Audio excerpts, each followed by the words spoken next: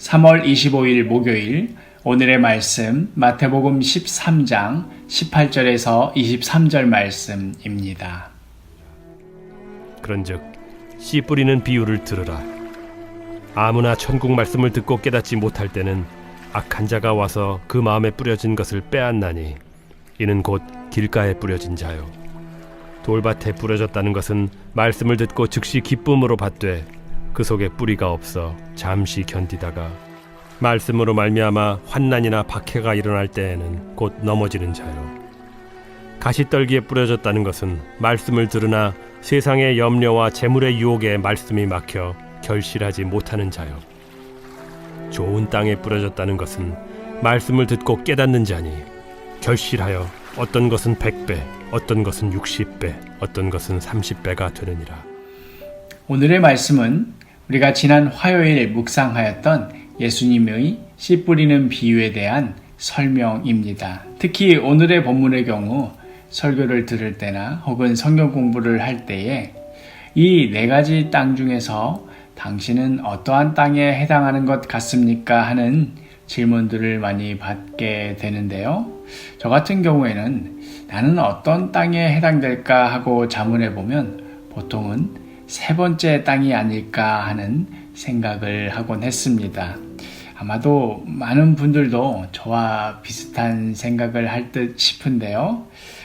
자기 자신의 삶을 돌아보니 30배, 60배, 100배 뭐 이런 열매를 맺는 삶이라고 자부하기는 좀 부끄러운 듯하고, 그렇다고 하나님의 말씀을 믿지 않는 것도 아니고 하다 보니 두 번째 땅이나 혹은 세 번째 땅이 아닐까 하고 이런 생각이 드는 것이지요. 특별히 이 세 번째 땅, 즉 가시떨기에 떨어진 씨앗의 경우 싹이 나고 뿌리가 내리기까지는 했는데 열매를 맺지 못합니다. 바로 가시떨기, 즉 세상의 염려와 재물의 유혹 때문입니다. 22절, 가시떨기에 뿌려졌다는 것은 말씀을 들으나 세상의 염려와 재물의 유혹에 말씀이 막혀 결실하지 못하는 자요.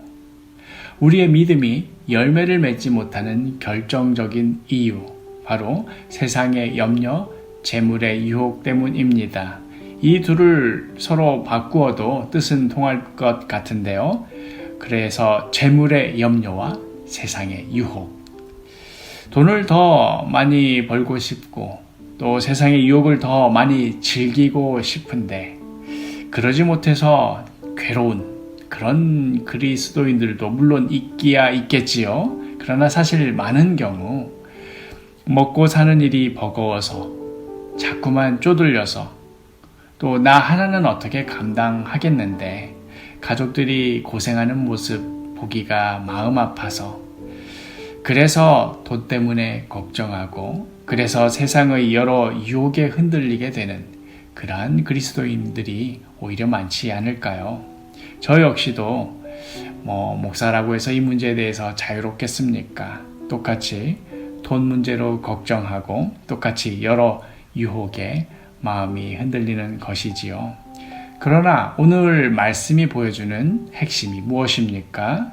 만일 우리 삶 가운데에 우리의 믿음이 자라지 못하게 하는 가시떨기가 있다면 그것들을 걷어내라는 것이지요. 세상의 염려 대신 하나님을 향한 신뢰로, 또 재물의 유혹 대신 하나님 안에서의 소망으로 붙들고 살라는 그런 말씀 아니겠습니까?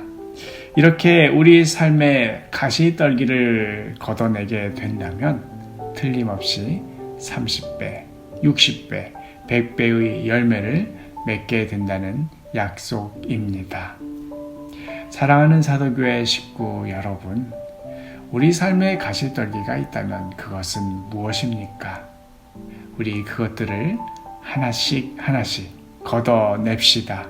더욱더 하나님을 신뢰하고 더욱더 하나님을 소망하며 세상의 염려와 재물의 유혹들을 물리쳐 냅시다. 그리하여 우리의 마음밭에 심긴 믿음의 이 작은 씨앗이 무럭무럭 자라나 30배, 60배, 100배의 열매를 맺게 되는 이러한 복이 우리 모두에게 가득하기를 간절히 소망합니다.